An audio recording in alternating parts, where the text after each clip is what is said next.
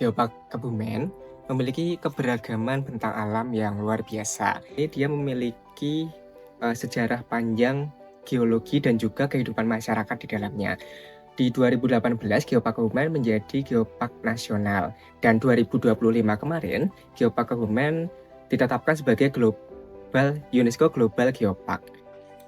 Tentu saja, gua, pesisir, dan juga ekosistem mangrove di dalamnya memiliki proses pembentukan yang khas.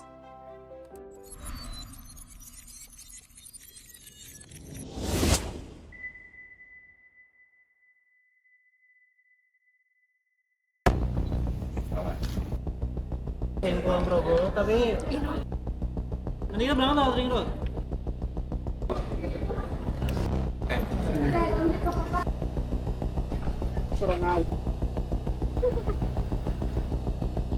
D0 baru nyampe. D0 BC.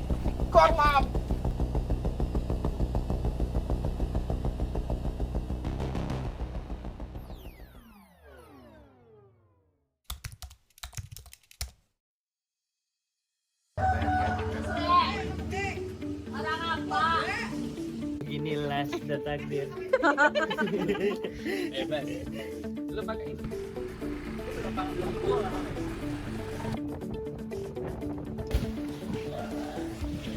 Itu nggak ada merah-merahnya ya? Yang nggak ada lampu merahnya. Hari ini kita akan melakukan apa?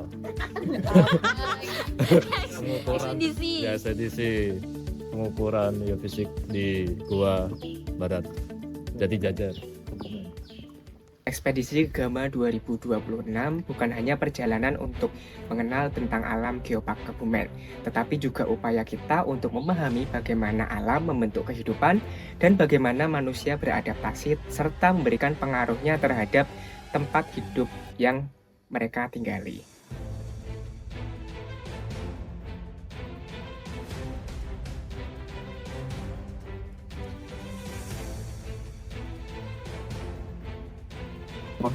Apa nih? Pegangin. Situ. Buat 17. Mau ke ring road atau dulu? Ayo, bahasa dulu. Biasanya 12,1.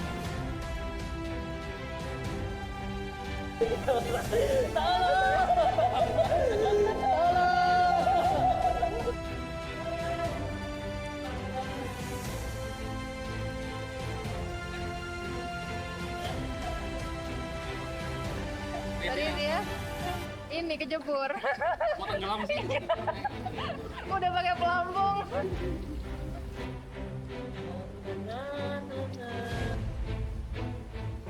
Kalau itu naik kan ya?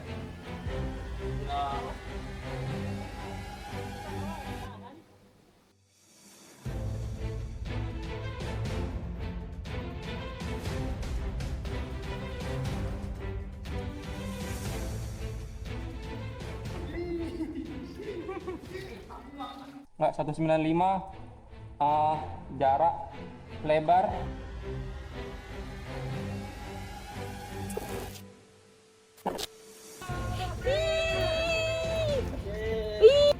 Capek banget. Kita harus dikasih feedback sih yang banyak ya, jujur kita lecet dan gila sih. kenapa di dalam? Gila, bayangin kita Debit sampai gini. berpikir begini. Lihat ini. Putih mana? Ya kok jadi. Sementara itu, kami yang tersisa di luar menyapa beberapa warga lokal untuk mencari informasi mengenai kehidupan di sekitar Gua Barat.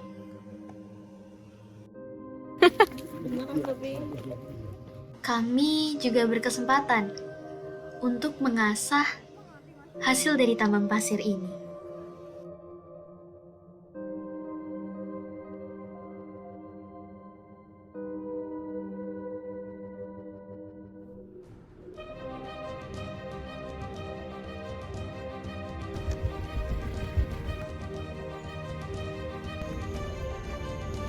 Ada nih namanya.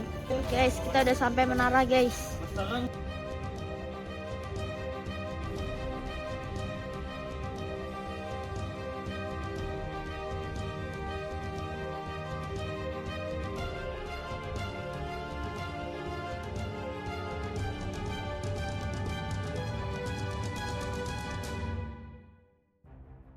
Teman ini adalah buah, namun sekarang aja lah, telah lihat. tumbuh menjadi embrio Kita yang Jangan, berkesambah, jangan. berbentuk Jauh seperti ambil tombak. resiko.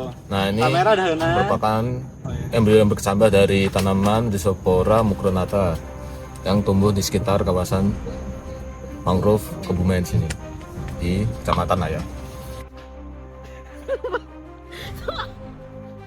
Hutan mangrove ini dinaungi oleh kelompok tani hutan pantai selatan, di mana mereka melakukan perawatan, penanaman, dan juga pemanfaatan hasil olahan mangrove.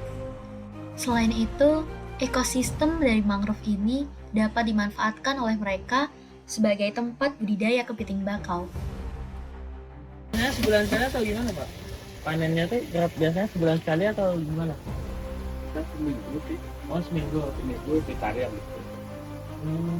Sekali panen itu biasanya berapa? Berapa kilo? Kan 5 kilo.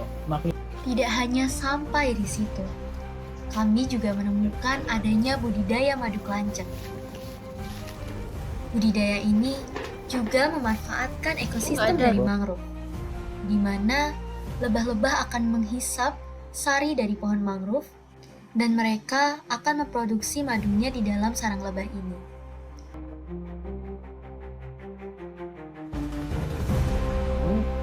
Dari mana? Ternyata tidak hanya pohon mangrove yang ada di sini, melainkan juga terdapat pohon nipah. Beruntungnya, kami bertemu dengan petaninya langsung. Dan di sini kami banyak bertanya, mencari informasi-informasi dan juga pengetahuan baru yang dapat kami temukan di sini. Yang penting musim hujan itu. Senang sekali, kami diajak untuk berkunjung ke rumah beliau, di mana kami bisa melihat bagaimana proses pengolahan nipah secara langsung.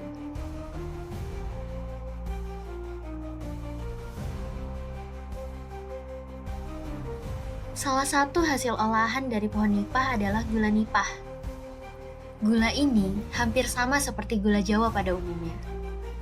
Dan kami diberi kesempatan lagi untuk dapat merasakannya.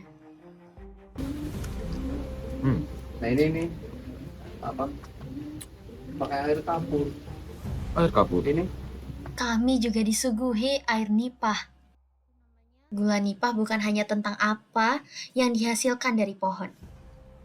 Ia juga tentang pengetahuan yang diwariskan, tentang pekerjaan yang terus dilakukan, dan tentang bagaimana masyarakat menemukan nilai dari apa yang tumbuh di sekitar mereka. Teman-teman, kita sedang minum air limpah, air limpah yang habis mendidih, Habis mendidih. Rasanya?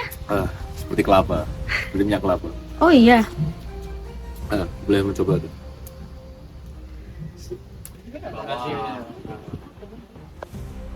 PS Bu, oke.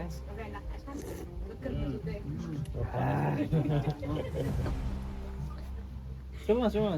Jadi manisnya nggak terlalu manis, jadi balance. Dicium. Enak banget.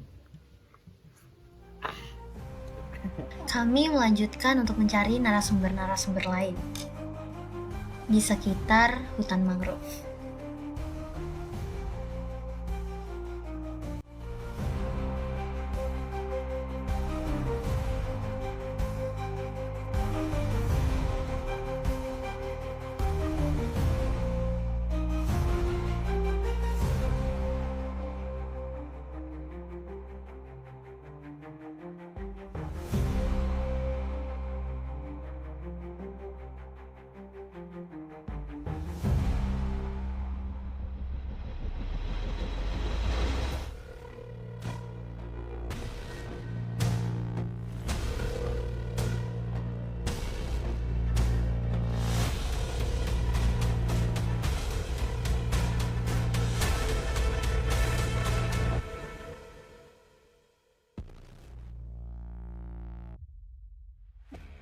Selamat pagi teman-teman semuanya. Saat ini kita berada di Pantai Menganti dari kedua ekspedisi. Hari ini kita akan mewawancarai beberapa narasumber. Yang pertama, Juru Kunci, yang kedua, nelayan. Kemudian kita juga ada observasi batuan tentang alam dan sebagainya untuk memahami karakteristik yang ada di wilayah ini. Oke, jadi aku di sini sebagai tim kebakaran dokumenter. Terus ya seru sih, di sini kita bisa ngelihat pakai drone, terus kayak lihat landscape di beberapa geopark Kebumen. Kayak kemarin kita ada di Goa Barat, terus habis itu ke Mangrove Jetis, terus ke Pantai Menganti, dan juga nanti kita bakal ke Karangbolong.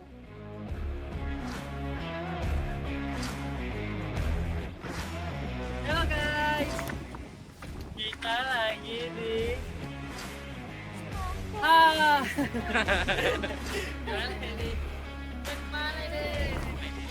di mana? Kita lagi di Pantai Menganti. Nah, itu kita menemukan bata ringan namanya, bata ringan. Nih, ada ini nih. Ada bekas kerang, nih nggak tahu apa. Ini dari sini kan ada batuan nih yang gede, kecil-kecil ke atas kecil. Terus tiba-tiba gede lagi di atas nih. Itu namanya adalah graded bedding. Kenapa itu? Karena adanya air dari atas terus ke bawah kan. Dia yang gede itu tetapan dulu, habis itu yang kecil ke atas. Gitu. Oke. bulat. Next star. Gila. Dorayaki. Next star. Ya Allah ya cinta.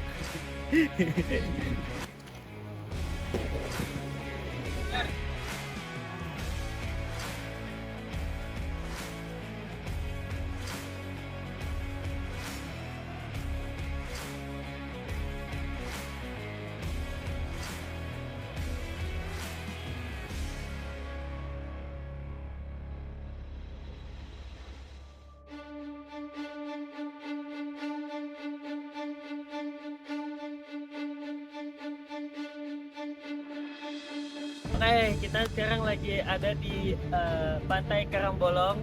Di sini terdapat banyak banget UMKM seperti UMKM kecil yang di sini. Mereka banyak sekali mengolah olahan dari ikan ya. Terus selain ikan, mereka juga dominan menjual mendoan. Di sini juga terkenal dengan mendoannya. Nah, fasilitas-fasilitas yang diberikan di Pantai Karangbolong ini banyak banget. Salah satunya ini pendopo ini. Terus juga ada kolam renang. Di sini juga banyak menjual minuman-minuman. Morfologinya sendiri, pantai ini terkenal dengan adanya Gua Karangbolong. Gua Karangbolong sendiri adalah gua laut yang terbentuk akibat adanya aktivitas ombak, yang dimana bagian tengah dari tebing itu runtuh, menciptakan sebuah gua. Dari sebelah bagian barat sana ada sebuah view atau segara view yang dimana itu sebuah bukit tebing, dan sebelah timurnya terdapat tebing goanya. Info terbaru, ternyata ini lagi proyek pembuatan raung. Jadi raung itu kayak pagar pembatas laut gitu. Proyek ini udah jalan dari 4 hari yang lalu, dan targetnya nanti sampai ke ujung garis pantai ini. Ya, bye-bye. Mungkin pada akhirnya ekspedisi bukan hanya tentang sejauh apa kita melangkah. Bukan hanya tentang puncak yang berhasil dicapai, jalur yang berhasil dilewati, atau tempat-tempat baru yang berhasil kita temui. Tapi tentang siapa saja yang berjalan bersama kita.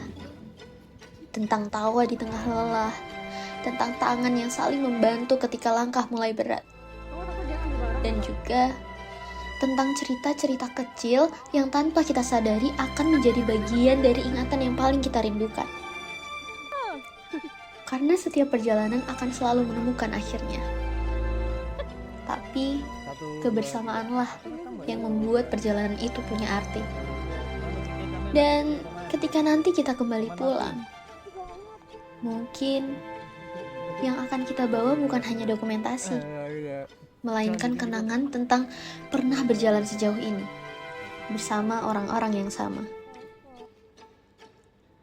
Ekspedisi boleh berakhir, perjalanan boleh selesai, tapi cerita ini akan selalu menjadi bagian dari kita.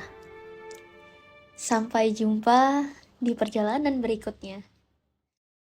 Dan janji kami padamu, kami siap untuk melestarikanmu.